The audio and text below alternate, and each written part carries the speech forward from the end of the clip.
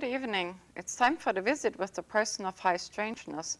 I'm really excited to let you know that we finally got a permanent time slot in Lansing, Michigan. We will be seen on your station. Unfortunately, I don't know the number on your cable system, but it is showing at Monday nights at 11:30. Anchorage is Thursday night, 11:30 at Channel 44, and then of course Olympia. Some of you can view us in on Channel 29, Thursday nights at 9, and some of you see us on Channel 22nd. So take your pick. In all the time zones, we bid you hello. I want to tell you a few things before we get going today. Well, actually, I'm going to introduce my guest first. It's Catherine Peels, your friend and mine, and this is what, the third time you've been here, yes? It's always a pleasure. Yeah, the first one that we did together, you actually narrated Rude Awakening with Mona, the Yes. schizophrenic show. And then you got to meet her as a person, where we learned about your childhood, and got to see that wonderful Oh, my Edison light bulb. Yeah. Yeah, that was fun. We had some calls on that, and then of course we kind of did a show, and it was called Emotional Intelligence, that lead up to what we want to do today. And excuse me, I still have my obstruction, so I'm coughing like always, and just to remind you of that. Now, over the last few years, there was a gentleman, he lived downtown Olympia, and his name was Floyd Anderson, and I put that in the past tense because he passed away a few weeks ago. And I wanted to tell you something about Floyd. He was sort of a grumpy person. He didn't really like anyone. He had a dog named Sam. First we thought it was a he, and then it turned out it was a she. And he had a wonderful garden. He grew zucchinis and things like that. And he took a liking to all of my grandchildren and in our family. So we sort of got acquainted with him really well. And to the point where in the last few weeks he overcame a lot of the anger and frustration that he had felt that was leftovers from an old belief system, and that's why I want to acknowledge him in this particular show. And he passed away. And when we collected all his things, this grumpy old man had a landscape my daughter painted for him, and clipped to this was a story. And I had asked you to be nice enough to read that. The author here is unknown, but I would like for you to read that, and in memory of Floyd I'd be happy Anderson. to. I'd be happy to. And you said this is his favorite poem? That's what we found, and we didn't really know anything about him, but this was really important and was taped to the landscape that we had given him. So he had a very beautiful heart. Oh. Okay, so in honor of your friend Floyd, the Rainbow Bridge. There is a bridge connecting heaven and earth. It is called the Rainbow Bridge because of its many colors. Just this side of the Rainbow Bridge, there's a land of meadows, hills, and valleys with lush green grass. When a beloved pet dies, the pet goes to this place. There is always food and water and warm spring weather. The old and frail animals are young again. Those who are maimed are whole again. They all play all day with each other. There is only one thing missing. They are not there with their special person who loved them on earth. So each day they run and play until the day comes when one suddenly stops playing and looks up. The nose twitches, the ears go up, the eyes are staring, and this one suddenly runs from the group. You have been seen, and when you and your special friend meet, you take him or her in your arms and embrace. Your face is kissed again and again and again, and you look once more into the eyes of your trusting pet. Then you cross the Rainbow Bridge together, never again to be separated. Isn't that wonderful? That's beautiful. Yeah. It's just beautiful. And so on Floyd's behalf, I'd like to thank all the friends that helped us find a loving home for Sam, the dog. And so safe journey, our friend. The next thing, Barbara McGuire, that you're very familiar with, I heard she was rather ill. I'm not sure where she lives at this time, but if you could send her some healing energy and some love and light, that would be appreciated also. So now we're going to talk about your phone call for a minute before we get going with our program here. Oh, okay. I thought that was interesting. The last time I was on your show, in fact, I think it was the Mona show. The show where Mona, who experiences what they call schizophrenia, and I came on to do a little tag at the end from my perspective as an emotion counselor and theorist with a completely different sort of take on human psychology that's much more toward the coming trend in positive psychology rather than the disease model, which is sort of winding down. And a woman called me who had I believe she said her son had experienced some mental illness, perhaps manic depression, and there's many different categories that certain symptoms can be put in, and sometimes they get shoved around between categories. And she was very interested in what I had to say, but it was kind of charming because she also wanted to, she was like listening with one ear, and she was willing to listen with both ears once she was assured in her own mind that my credentials were worthy of her listening.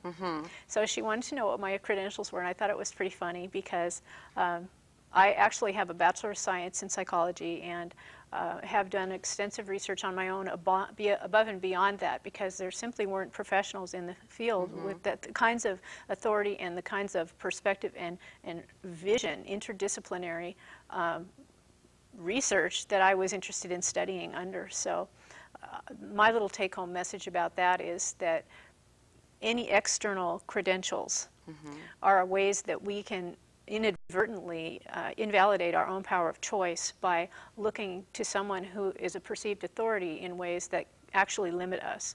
And although I probably have a better credential than I'm willing to admit to, I really don't want anyone to evaluate anything I say by anything other than how the ideas fall out and work in their own lives. So if that particular friend is watching today, I encourage you to listen to the rest of what we have to say, and I'd love to discuss any of the issues that come up in terms of your emotional system and experiences people have had with manic depression or schizophrenia, anything like that. Those are real extreme ends of natural human conditions rather than simply diseases that need to be addressed. You see, one of the things is the name of the show is called A Visit with a person of high strangeness. And what that means in essence that I run into people that is of interest to me or maybe to the friends, and so they come and visit. And it's not unusual, they have doctors and people with PhDs and for a purpose. We don't put that on the show unless they actually request it, because I find that when you relate to people on a one-on-one, on an equal personal basis, it changes the whole thing. You see what I mean? Because we are authorities on a lot of things, but sometimes we don't know everything. And I find when I travel and give lectures, just because you have a title or something attached to it, what you say is law, and then people just want to follow you. And that's a responsibility I don't like to have. Well, I agree with that completely, because what I found is that there really is a beautiful egalitarian respect that is necessary for all human beings to be able to come up to each other and embrace whatever message they have to share. And we all know different stuff. We all have completely different perceptions and different experiences and different backgrounds. And there are many, many people that I consider to be wonderful authorities, some of which have excellent paper, some of which have had experiences in the world and have had specific genetic predispositions toward a mobile consciousness or toward disorders or something that have far more to offer me in helping me understand the human condition than some of the other people with a more objective microscope sort of perspective. But everyone has something wonderful to offer, and it's up to all of us to evaluate whatever information we get using our own internal guidance system. because every piece of information may or may not help us on our journey. That's right, and we have noises again, just like always. I cannot identify this one. Sounds like we have somebody sweeping the roof, which is not very logical either. Let's just pretend it's wind blowing through the trees. Oh, wonderful. And what see a good if idea. it can give us energy in the show. It's just great. What I'd like to do now, if you don't mind, I'd like to recap the example that you gave about the Microsoft little device that you have in your pocket, and maybe that'll refresh their memory as to how far we had gotten in this. Yeah. Well, what we're talking about is the discovery of the emotional sense, is that we have this fabulous guidance system, an entire sensory network that we've had ever since we were reptiles and on up the scale, that we're not aware of as a guidance system. Every feeling that we experience in every moment of every day is a specific message from our body to our mind. And if you want to say it's also from our spirit, which is housed in our body, it becomes a very, very important voice to attune to. Unfortunately, we have not recognized that it is a sense, and just like if we were blind or deaf, or we've been handicapped severely by not recognizing that these are specific corrective and guiding signals. So it's difficult for me as one of the first researchers to have the paradigm that makes sense of all of the different research that's out there, sort of recognizing it, what this is, when most people think of emotion as something that's left over from our animal vestiges, and we're supposed to behave in ways that don't show our feelings. We don't express them. We're not even supposed to experience them. So it's difficult to shift everybody's thinking on something that's such a familiar process, yet that we've been trained from a very early age to not even be aware of our feelings, let alone aware of the tremendous amount of information that they carry, let alone has anyone taught us how to decode those feelings, to know what they're telling us, and how to obtain this wonderful inner guidance that we are born with and is our birthright.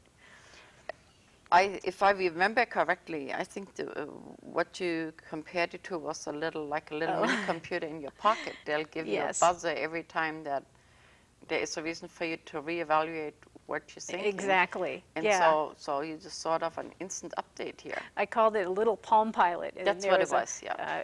Only this is something that would be coming out on the market in 1,000,000 years from now, and it was something so incredibly advanced, a computer system that had all of your own personal information from your highest levels of consciousness, whatever that's, your soul, your spirit, God, knew everything about you, what your journey was, what your potentials were, and exactly what you were supposed to do in every moment to be able to get there. All that information is in this little database, and you keep it in your pocket, and you're going about your business every day, and as soon as you do something that's a misuse of your conscious free will, as soon as you make a choice, take a step, make a decision that goes against your highest and best purposes, a little beep goes off on your little machine, and oh, I gotta fix something. So you pull it out, and across it is the reader board that's telling you exactly how you're thinking and how you're acting that needs to be changed to get back on your highest path.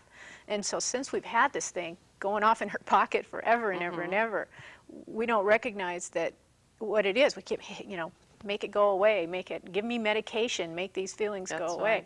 And it's a really profound misuse of this internal guidance system that we have. And so what my work and my life pretty much is about is in helping people rediscover what this is, and to be able to, every time they feel a feeling experience, be able to mentally pull this Palm Pilot out of their pocket and read that message that's specifically tailored to them about their highest purposes.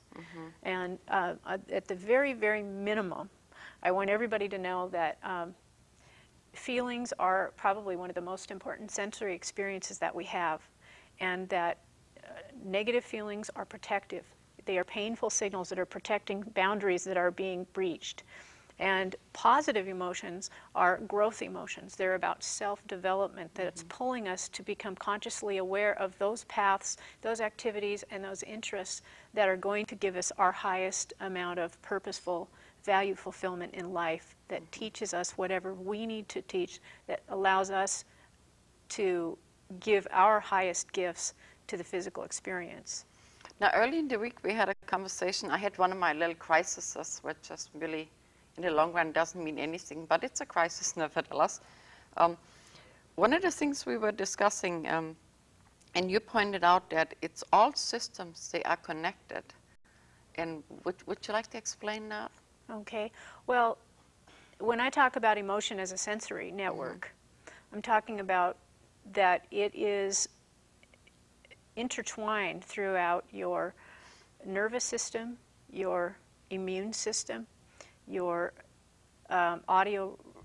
Well, let's see. It's every system involved in your body, and that there are chemical manifestations of it, electrical manifestations of every pain signal, and that there's this huge combination between, this huge connection between how you're feeling, how you're dealing with that emotion, and how your bodily health, the state of your spiritual existence or whatever. The fiber optic, what is it, a fiber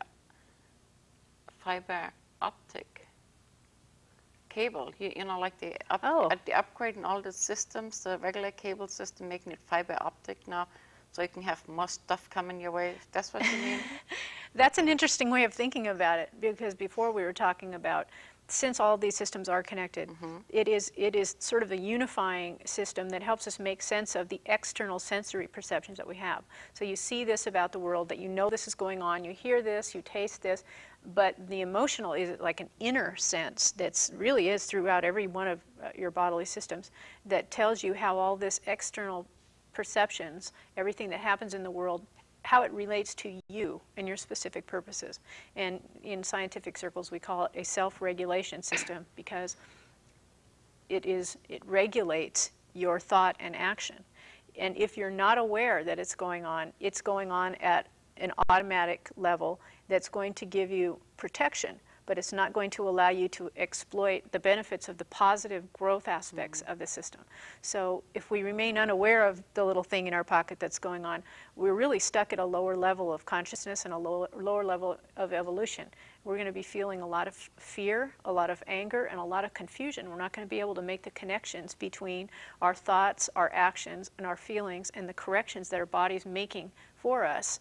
So we're going to be sort of stuck at this basic level of existence that's very painful, and we're not involved in it nearly as consciously as we ought to be. And so therefore we don't have as much purposeful experience or conscious participation in what's going on. In fact, what's even worse than that, if we continually deny the feelings and we learn to think in ways that go against what our body is telling us, then we can actually go below the protective level and get into what I call self-destruction, because you have self-preservation at this base level, and then you have self-development. It's all about self-regulation. So humans, which is where we are for the most part, since we're not aware of this, we've messed up. Not only are we missing out on the really good stuff, we've messed up the automatic process, and we're in levels of emotion more like hate and resentment and retaliation, and that are only human. We've actually learned new emotional feelings because our belief structures are so going against our nature. So no wonder we have a disease model out there, and we look at everything as if it's a disease. Could I get you to define intelligence? Yes. Normally the concept of intelligence is how well the intellectual brain processing works, how logical your mind is, how much information you can pull together and synthesize and come up with an output. And there's a range of human potential that you're pretty much born with your genetic potential, but that if you are raised with a lot of stimulation and a lot of good education, you're going to maximize whatever your intellectual potential is. And then there's tests like IQ tests that measure the logical linear processing and all of that. But what now, I guess over the past decade or so, people are talking about different kinds of intelligences that aren't being measured on these tests, and they're maybe figuring out a little bit why some kids are not working well in some of the standard tests, and yet they're doing really well in more creative ways. Yeah, well, you know, the average person, when you talk about intelligence, they think it has to do with smarts.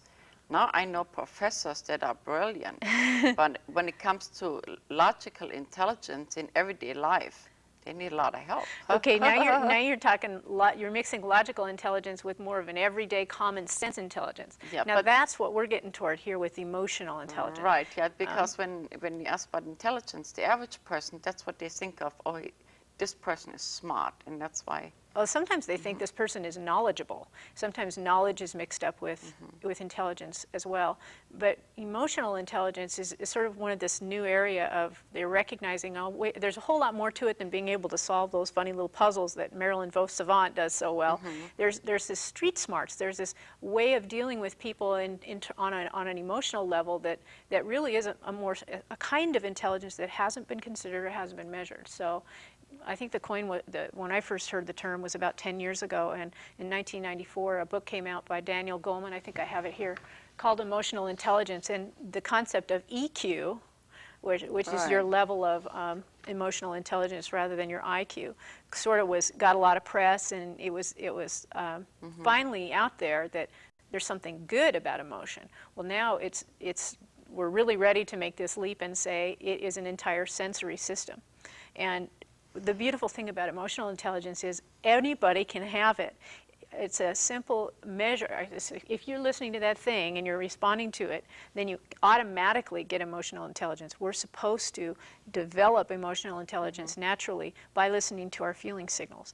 And what I want to share with you with these two shows is how to do that. Well, yeah, this might be a good time to let the friends know, because this is a little complicated. Chances are that this is going to be a two-part show. And I guess we'll let you know at the end of this show whether we're going to need to make this a two-parter or not. Now back to the IQ and the EQ. So one versus the other. Should it be in either or you need to combine the two? Oh, you definitely have to have both. The human form is designed, we have this wonderful rational capability of processing, gathering information through our senses, and then having the brain process them and spitting out an output. It's just like a computer, okay? So, yeah, but it's based on everything that's in there. There's no, just like if you put everything into a computer, it takes everything into consideration and comes to the best conclusion. But what emotional intelligence is how to sift out the stuff that's in your computer banks, how to choose what should go in and what should come out. There's a computer in and of itself does not have any ability to judge its own contents. Garbage in produces garbage out. So yeah, that's very true. In fact, sometimes I explain that to people when they're very fearful about something, where they can be, where they can compare themselves to the actual hard drive in the operator at the same time. And exactly. Then, right, and then because you're also the operator, if one of your files is not acceptable or scary to you, you can either, before you can close it, rename it, delete it, or do something else. That's exactly the point. Because if you have a fear signal, it is your emotional sense saying, bad software, fix it. And that's the only, in fact, we talked a little bit about this before, about the religious metaphor of human tree of knowledge, biting of the tree of knowledge of good and evil.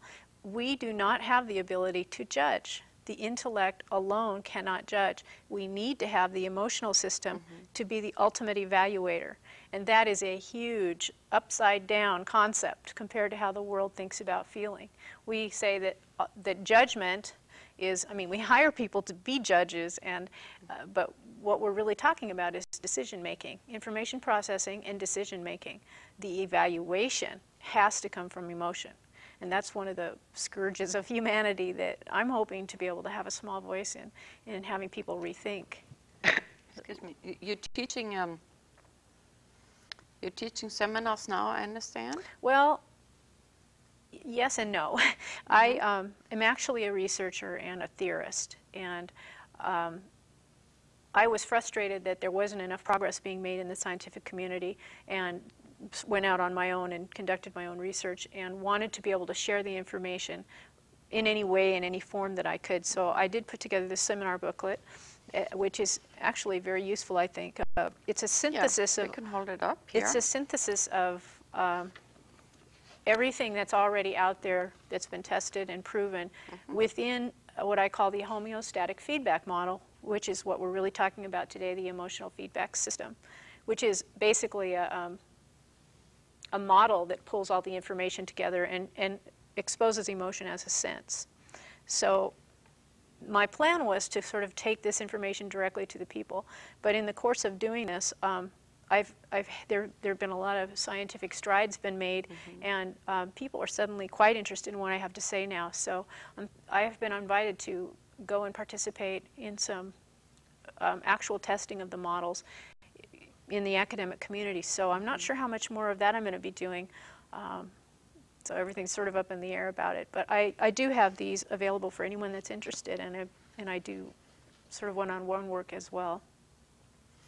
Okay, so how about we covered a lot in the other show that we did, where we picked it apart and put it back together. So, and the name of the show today is Emotional Feedback, and we sort of tapped into what it is. And in your section 2 here, it says the emotional feedback system and personal development. You want to pick it up from there for a little bit? Okay. Okay, so we have this idea in place that we have a sensory system that brings us information about the relationship to ourself and our highest purposes and what's going on in the world.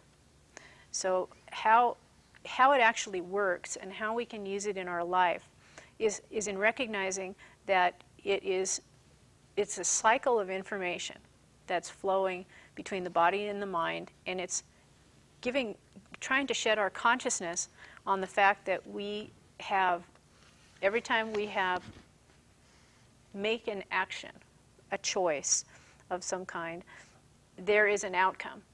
And so there's this cycle, what I call the human feedback cycle, that starts with, let's see, it's probably on a better page to look at might be. Yeah, I didn't have a particular page. When you got through, I wanted to show the friends how you broke that down almost in small, almost cartoon-like things, so we can understand it. So I just thought I'd stick it here. This is actually a self-contained sort of self-help piece of work that pulls everything together quite nicely, I think, and there's a lot of information in there. But a key concept in understanding the feeling system is what I call the feedback cycle, the action cycle, that starts with a motive, which means your mind has a plan and your body has a need. And all of those things go together to motivate you into doing something. Okay, so that's the first thing that happens in the action cycle. The second thing that happens is that you act on that motive, you behave, you do something, you make something happen. The third thing that happens is the outcome. So if you have a motivation, you act on the world, then there's a change that occurs in the world. I call that the outcome. Then the fourth thing that happens, and this is the really important step that we're learning about, is then the feeling comes. And the feeling comes so quickly that sometimes it feels like it's at the same time as the outcome. Sometimes it's even before the outcome. It's all tangled in there together. But if we recognize that the order is action, outcome, feeling, then it makes us understand that the feeling is riding the coattail of the outcome to tell you how well it served your purposes. And then there's a fifth step, because since it has an automatic feature to it, I mean, whoever designed this human form, or evolution, creation, whatever, it is a beautiful system, because if we are misusing, if we do something that's not good for us, not only does the feeling tell us through pain or pleasure how good or bad it was for our purposes, but that feeling comes with automatic arousal to make a change, another change, which I call step 5, the correction. So if we're not aware of it, the feeling itself will motivate us, if it's a positive feeling, to make that thing happen again, which I call the approach response, which is the positive pole of the spectrum that promotes growth and self-development. Or there's the negative pole that's painful, that makes us fight or flight. Okay, makes us either want to hide or run away to protect ourselves. So if we are not aware that the feeling is telling us all of this information, the body's going to go ahead and try to correct it on its own. Yeah, and so if you hear that, Exactly. Well, first of all, you need to be aware of the fact that if you're not aware of that your feelings are giving you information you're supposed to consciously act on, then you'll understand, you'll start understanding why you feel compulsive urges to do this or that. And this is the source of all addiction, it's the source of denial, it's the source of deception, it's the source of revenge. All of those acts that we consider evil are simply these natural protective responses of the body the mind hasn't clued into. So we're sort of like at a stage of our evolution where we're half animal and half human, because we're only consciously aware of how our body and mind are regulating us through emotion.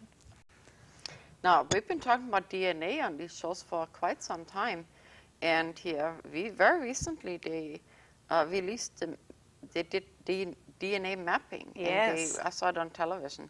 And so one of the first things we talked about was, you know, we strange people, we look better every day now, you see. But one of the things I thought was interesting, on one of the news channels, they said that there is such a, like it said, if you break it down by DNA, we were 80% chicken, 90% cow. That's and right. I thought, whoa. We're like 93% chimpanzee, 97%, something like that. That's right, Yeah. just like that. So, Yeah. you know, when you look at it like that, it's kind of food for thought. Well, we're fixed in a certain way, and you'll notice that there's different levels of consciousness from the amoeba all the way up to the human being, and the higher you go on the scale, the more conscious will, volition is involved in our behavior. So we have the ability to run on complete automatic pilot with our emotional system, or we have the even higher ability to consciously participate and help it along.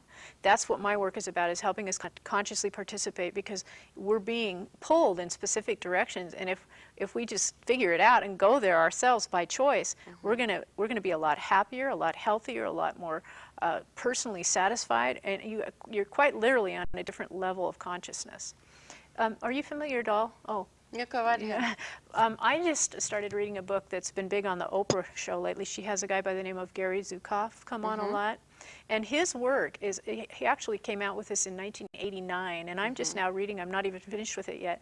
But he is really talking about this very stuff without the piece that I'm talking about today, about how emotion is actually a sensory network that's making all this happen. And I would highly recommend that if you're interested in this sort of thing at all. It gives a really good background. And it's amazing how some of these same concepts are popping up here and there, and all of the time is really right for us to do this. Yeah, well, that's sort of where I was going with this a while ago. It used to be, unless this was of total interest to you.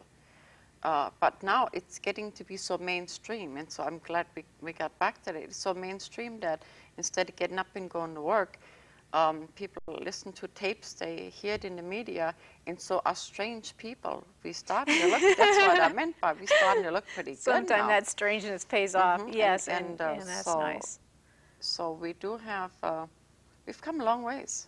We have come a long ways, but we have a long way to go. And what I'm real excited about is the implications of the emotional system are so profound that when we get figured out how to use it, we can really have this wonderful, rapid state of advancement. We're talking about punctuated equilibrium, how evolution goes along stable for a long time, and then suddenly there's a flurry of activity. That's the pattern. And we're really ready for a flurry of activity where our consciousness can really be enhanced just by reclaiming what we lost a long time ago in our emotional sense. So what I'm saying about this human action cycles, I want everybody to burn this into your mind, just make it a mantra of motive, action, outcome, evaluation, correction, those 5 steps. You're going through these cycles constantly every day, and when you feel this signal, the feeling going off, you recognize, oh, I'm at the evaluation stage right now. Then you start, what you're supposed to do is to work back through the thing, okay, I'm feeling this, it was either good or bad, now what was the outcome that made me feel that way? And then, okay, what did I do to make that happen? Okay, what did I think? What was I motivated? So you learn to connect all of these things together, and not only do you learn about actions that were unconscious, that were pushed by your corrective system, such as the revenge and all of those bad things we don't want to keep doing, but that you recognize these patterns and you change the belief structures at the very beginning of the chain of action. So emotion is actually teaching us how to act, and how to think in ways that bring positive emotion over the long run instead of just short-term pleasure to get away from long-term pain. Now, I want to ask you something here. Like some of the friends, they probably going to say, now, how does karma fit into that? Does it? In fact, that's one of the reasons that I brought up the Gary Zukav book, because he goes into all the way into karma and really out there ideas about how spiritual, how we're actually here on the planet to heal the soul, and that the personality that is Lilian or the personality that is Catherine is just but a very, very small piece of our spirit, and that every one of your emotional impulses, now I'm throwing my stuff in here too, is guiding you from your highest sense of self, from your spirit that has all the information about what you're here to do through your feeling signals. So ultimately, now I wouldn't want to scare anybody, but I think it's incredibly important to respond to every emotional signal that you can, understand it, and claim conscious control over your own participation in your self-regulation system. When you do, you start to experience an incredibly different kind of a life. And so you have personal pleasure as one benefit, but there's a much bigger benefit according to Gary Zukav, because he talks about how if you don't learn and manage to manifest what your spirit is asking you to, then you create negative karma for yourself. So to the degree that you have, now again, I'm putting my stuff in here, painful emotion in your life, you have stuff that has yet to be dealt with. And it's not going to go away just if you pass over the Rainbow Bridge. So here's some of my stuff. How's that? What? I'm going to put some of my stuff in here. I don't even know if it fits, but I'm supposed to do this. Now, there is a difference between automatic pilot and cruise control. Yes. Okay. Now, I know when you put a car on cruise control, it does almost all the things automatic pilot does, but you still can... You have chosen. You have chosen. Okay. So, do you really want everybody to go on automatic pilot, or do they still have the option to put on the brake if they so choose? Okay. Well, you always have the option. The idea of, in fact, I'd like to use a different terminology if I could. There's a little chart in here that I talk about. Oh, you can see I'm revising. An alligator. Okay. When I've got here an EQ scale that shows a 1 to 10, and there's the low end where we're really, really messing up, where we're not using it at all. In fact, we're worse, lower than animals, all the way up here at 10. And down here, it's called, let's see, at a 4, we're automatically on pilot. Okay, we just talked about automatic pilot. When I call this unconscious competence. That's when we're doing okay, but we're not aware why. Turn on the wheel. Okay, exactly. Now, the higher we go up the EQ scale, it's about becoming consciously competent. Okay, so when we start listening to our feeling signals, we're not only exploiting the stuff that's already innate within us, but we're saying, aha, I get what's happening, I'm going to help it out. So I'm going to follow these signals, and I'm going to use my consciousness to even enhance it. So the higher up here you go, pretty soon you get up to the very top that I call spontaneous competence. Now what you're talking about, contrasting automatic pilot and cruise control, I'm saying spontaneous competence is that you have the belief structures, the attitudes, the strategies, and the behaviors that are going to give you the most successful outcomes and the highest feelings all the time. And since they're there, you can be totally spontaneous because you're prepared to do so. And you're going to, it's like whether you need to put on the brake or whether you want to adjust something. It's all there because you've shaped your mind the way your feelings have asked you to. Now, on the other end of the spectrum, we have what's called unconscious incompetence, and that's what happens when we go below our animal autopilot regulation, where the mind puts in bad software. Not only doesn't it put in good creative enhancements, it puts in bad stuff, like how we can learn to hate other people, we can learn to become addicted to deviant sexuality or to this or that, and we can feel emotionally that that's something that we want. That's a perversion of the system. So when you talk about autopilot, and it really is about evolving our consciousness and our conscious participation in processes that are already occurring. Did that answer your question? Yeah, actually it did. You know, I use this example about Jonah. I call it my Jonah and whale syndrome. simply because in America, and in case you hadn't noticed, I have an accent, I'm not from here, everything has to be, in order to be acceptable, it has to be a syndrome or a disorder, okay? And so, having said that, is my Jonah and the Whale syndrome was I just knew where I was going, and then I thought I knew where I was going. Then I got swallowed up like this, like that story, you know, and I floated around aimlessly for 26 years. Now, I did all the things you do inside of a whale, you know, and whatever that is. And then when and I was able to function like that. But then when it deposited me or regurgitated me wherever I needed to be, it became a different story. And I said, wow, I didn't know that. But in the end, it turned out the 26 years of being in that belly, I needed that once I got over here. You see, that's a beautiful way of explaining what happens to all of us in life, because we really do have, with our conscious ability to use our mind, the ability to perceive any situation any way we want to.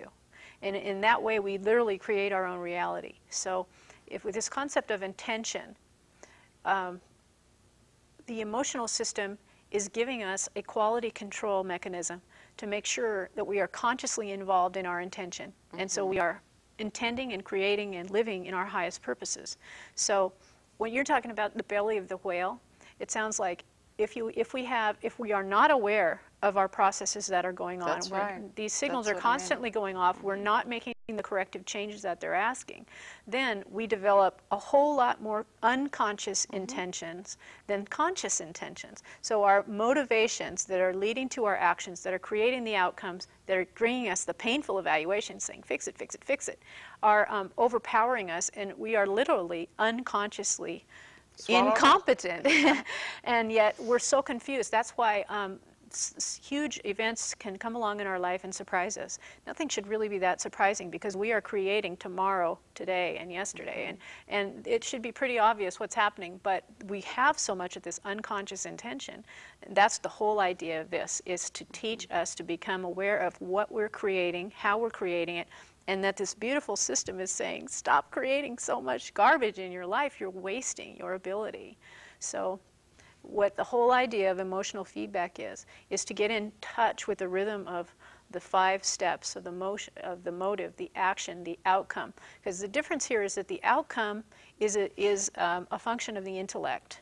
So that's when you have that intelligence that we were talking about. It's sort of a left brain function where the computer spits out, okay, in came the sensory information. I saw this, I tasted this, I felt this, and this is what it means. This is the outcome I have perceived in my mind. Then you have this beautiful quality controller that comes along and says, okay, so you created that, was it good or bad? And this is the only way we can evaluate and judge our experience. A judgment is not an outcome. In fact, if we perceive an outcome, the emotional system, if you get in touch with these 5 steps, your issues, your problems, and the suggestions are going to be apparent in every one of the steps. So if you're having impulse issues, you're feeling compulsive urges to drink or to eat or to shop or anything that you don't consciously like doing, but that you just have to do it in the moment because you just don't have the kind of willpower to not do it. Those are all messages about how emotion has been driving you to build these unconscious intentions, and you can unpack them by watching. You can work back through the cycle at any step in the stage and figure out all the way back to your motives what's going on. And ultimately, you want to design motives that are going to give you this flow all the way through, so that the correction that you're doing is a conscious one where you're learning and adapting your motives instead of letting your body just run away or fight. Age groups. Now, with the young people being as, what should we call it? Advanced. They just on a different frequency. They're on a different speed. They're in a totally different space. And they all know how to work with computers. So if, in order to understand it, do you have to be fully grown, or can we translate it into something where the children can understand it as they go along, so they don't have to go to the belly of the whale and then the real beauty wait till later? The real beauty will be probably 10 to 20 generations from now, I hate to say, when the society is really understanding this and has embraced it in the educational systems and the social systems, so we aren't undoing it from birth, because the emotional system has to evolve. In fact, the second issue with how this works and how it affects your development is that if we are attuned to the emotional sense from day one, that means our parents are doing certain things and allowing us to experience the world through this action cycle. Yeah, that's the whole thing, allowing us. Allowing us. It really is about understanding that every child learns through hands-on experience, through trial and error experience. You can't learn really any other way. I mean, I can tell you things, but you can choose whether or not to take them in. And you will never really embrace it emotionally until you experience the emotion of the good or bad result of whatever I'm telling you is true. Yeah, we just had a perfect example that some of you are familiar with Monica Ryan Smith, and you're also familiar with Greenville, Illinois. And Monica had set out to go to Wisconsin and decided to stop in Greenville, Illinois, to visit some of the friends and visit someone in the penitentiary. And that was a new experience for her, so I had prepared her what to expect. But when she got there, it was one thing I forgot to tell her about, and it was such a resistance. It's like she kept running into this brick wall. Then, of course, she called me, and then I fed on this, and so on and so on. And I think the reason for that was so she could experience what I had been trying to tell her. So hands-on is so very important. It's really the only way that we learn. Any educational or parenting device that helps you emotionally experience something through someone else's experience, like through stories and movies, those are very effective teaching tools. But the whole idea of learning naturally and having your emotional system engaged really does have to start from day one. And if you see, since we were programmed to attune to this system, it's working in us whether we're aware of it or not. Everything we do, we expect there to be a change on the environment, an outcome, evaluation, correction. So if a child cries and because it's hungry, and then the mother comes, then it makes that connection that, oh, when I cry, mother will come, I will feel good again.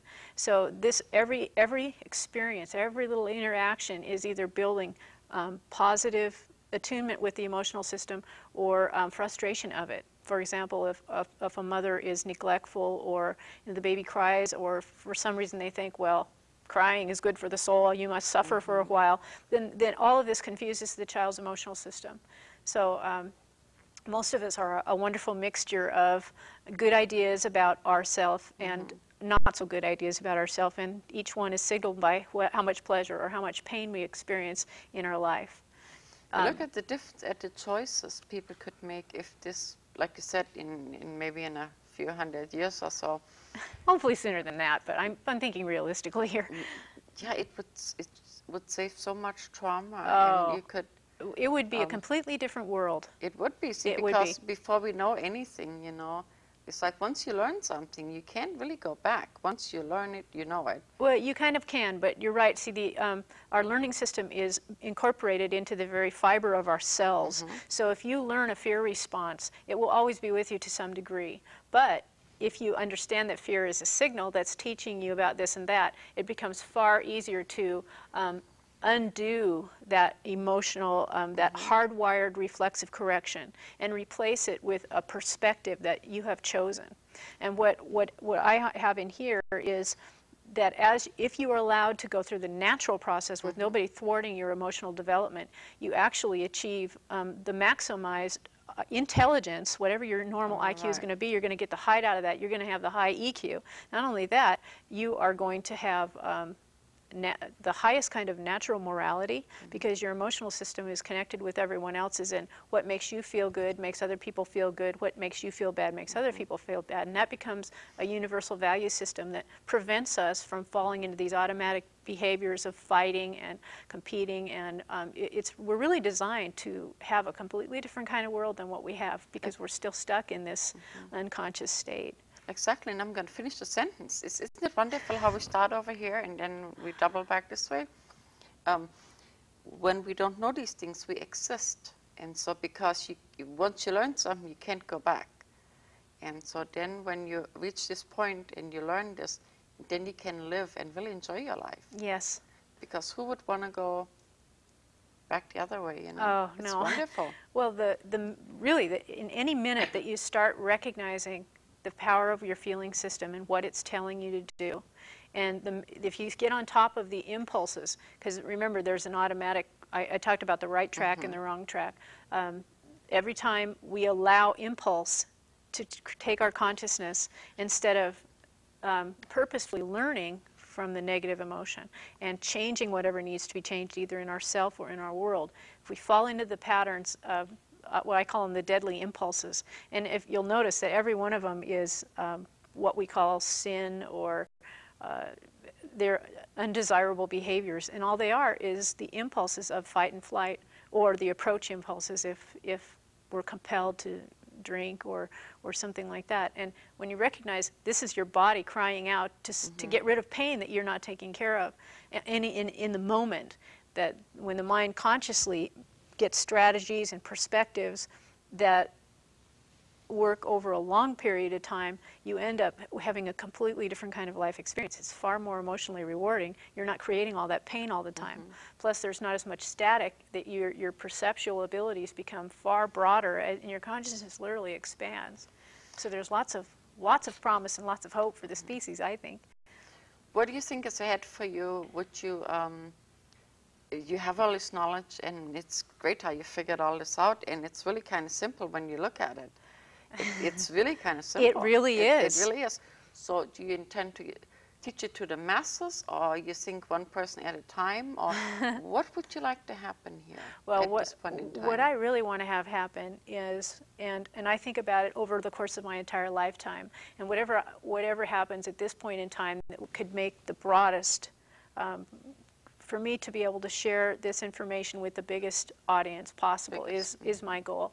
And I am a scientist, despite the fact that I put a caution on having too much authority, because there are many scientists who are even afraid to look at this as what it is, because it sounds like it's too religious, and their field is so narrow that they're limiting their own options, and there's negativity and emotional stuff that goes with it, and it's a misuse. However,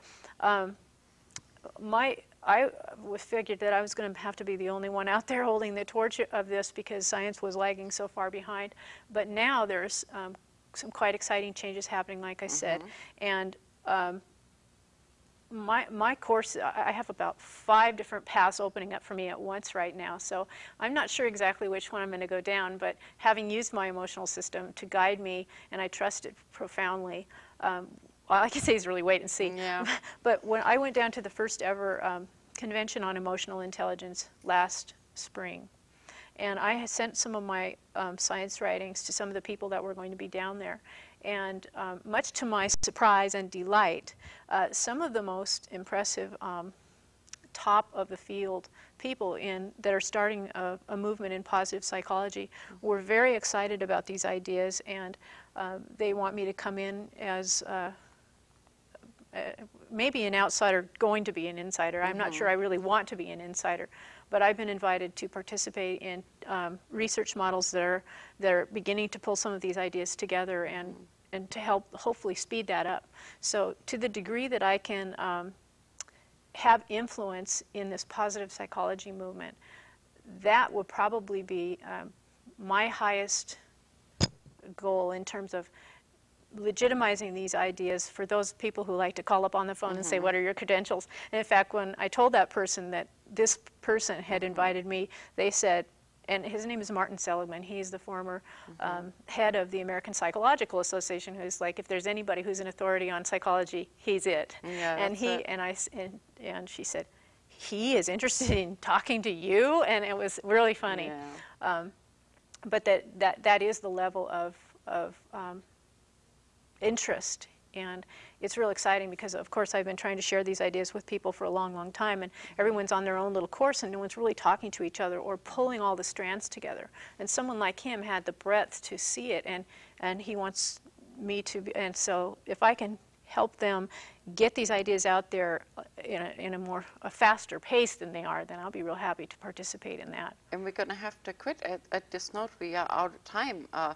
I guess this is a two-parter. We will visit with you again in a few weeks. Thank you for coming and sharing your ideas with us. Oh, it's always a pleasure. We'll Thank see you. In a few weeks again with Catherine Peels. Thank you.